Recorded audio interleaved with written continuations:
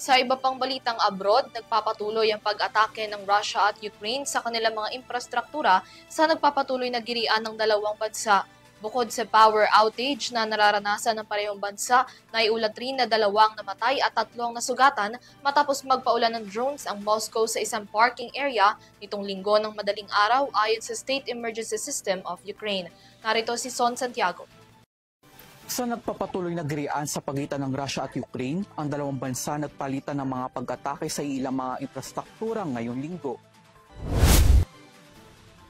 Sa timog bahagi ng Ukraine, 2 ang namatay at 3 ang sugatan matapos magpaulan ng drones ang Moscow sa isang parking area nitong linggo ng madaling araw ayon sa State Emergency System of Ukraine. Kasabay nito, halos 60,000 katao sa timog silangan naman ng bansa ang nakaranas ng power outage matapos din ang pag-atake ng Moscow sa isang power grid. Dahil sa pinsala nito, 4 na mga lugar ang naapektuhan ng blackout. Ayon sa mga international reports, ang taktika na ito ng Moscow, lalo na ang pag-target sa power grids ng Kyiv, ay bilang aksyon na ibaba ang moral ng publiko at i-pressure ang gobyerno ng Ukraine sa gitna ng winter season.